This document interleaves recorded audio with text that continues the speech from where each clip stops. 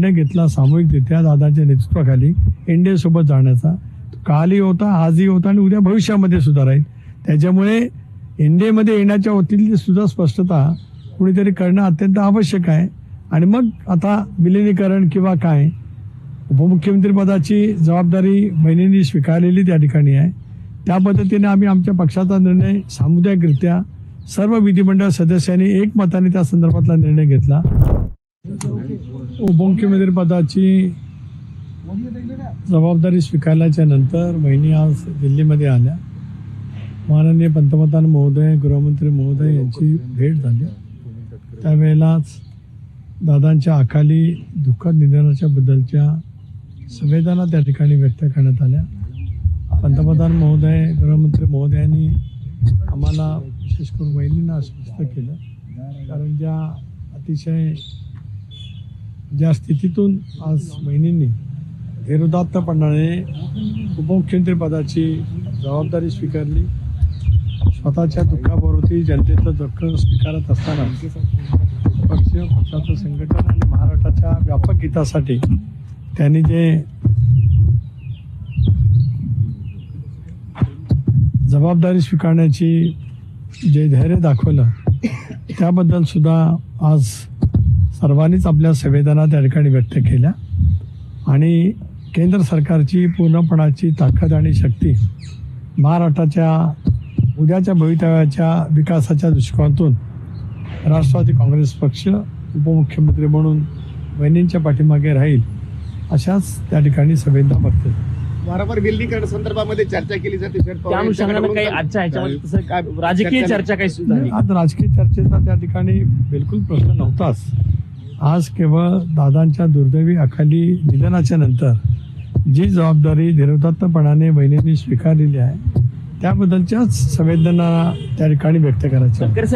भूमिका काय असणार आहे की विलीनीकरणाच्या संदर्भामध्ये अद्याप तुमच्या पक्षाची काय भूमिका असणार आहे? विलीनीकरण आमच्या पक्षाचा भूमिकेचा प्रश्न येतोच कुठे, कारण मी वारंवार या बाबतीमध्ये ज्यावेळेला महाराष्ट्राचे थोर शिल्पकार चव्हाण साहेबांच्या समाधीच्या ठिकाणी नतमस्तक होण्यासाठी बहिणी गेला त्यावेळेपासून मी विचारलं की बाबा विलीनीकरण कुठल्या पक्षामध्ये. एक, आम्ही एनडीएमध्ये आहोत. एनडीएमध्ये माझं प्रणित आज देशातला महत्त्वाचा एक घटक आणि यूपीए म्हणजे काँग्रेस प्रणित घटक.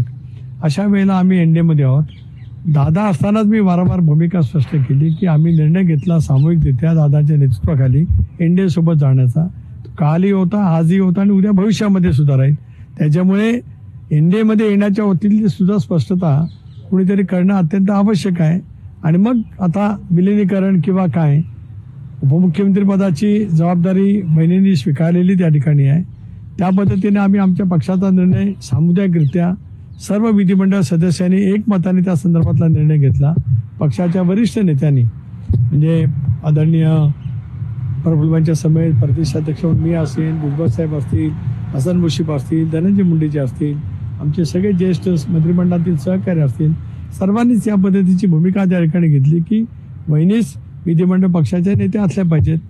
त्या पद्धतीने आम्ही त्या ठिकाणी निवड केली. माननीय मुख्यमंत्री महोदयांनी राज्यपाल महोदयांना कळवल्याच्या नंतर त्या ठिकाणी शपथविधी झाला. तटकरे साहेब, जर एनडीए सोबत यायची त्यांची भूमिका असेल तर तुमच्याकडनं स्वागत केलं जाईल या भूमिकेचं? नाही, जरतरवरती मी कसं बोलणार, कारण आपल्याला सर्वांना ज्ञात आहे की 19 पासून किंवा 14 पासून भारतीय जनता पक्षाच्या सोबत सरकारमध्ये असावं अशी स्वर्गीय दादांची भूमिका होती.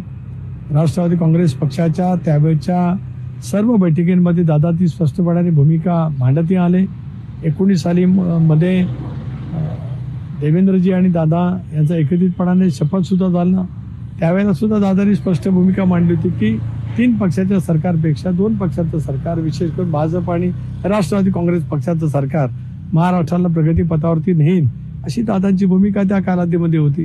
आणि आपल्याला ज्ञात आहे की 2023 मध्ये ज्या वेळेला वारंवार पक्षामध्ये चर्चा होऊन सुद्धा भारतीय जनता पक्षावरती जाण्याचा निर्णय होत नाही, त्यावेळेला आम्ही स्वर्गीय चव्हाण साहेबांचा जो विचार आहे की बहुजन समाजाचं ही साधत असेल तर सत्तेमध्ये असलं पाहिजे, पण आमची जी मूळ विचारधारा, धर्मनिरपेक्ष विचारधारा, शाहू फुले आंबेडकरांची सामाजिक समता या विचारासह आमचा एनडीएमध्ये सहभाग त्या ठिकाणी झाला. तो निर्व्यातपणाने पुढच्या कालावधीमध्ये राहणार आहे. म्हणजे त्याच्यामध्ये कुठेतरी हे शरद सुचवत आहे की पवार हे- पहिल्यांदा सुप्रिया सुळेंना किंवा त्यांच्या पक्षाला हे जाहीर करावं लागेल की त्यांना भाजप प्रणित एनडीएकडे यायचंय की काँग्रेस प्रणित इंडियात राहायचंय. नाही ते म्हणणारा मी कोण? मी राष्ट्रवादी काँग्रेस पक्षाची भूमिका प्रदेशाध्यक्ष म्हणून सांगितली. इतरांनी राजकीय भूमिका काय घ्यावी, कुठल्या पक्षाच्या सोबत त्यांनी त्या ठिकाणी जावं, हा प्रत्येकाचा अधिकार आहे आणि त्याच्यामुळे त्या विषयावरती मी काय बोलणार नाही. तटकरे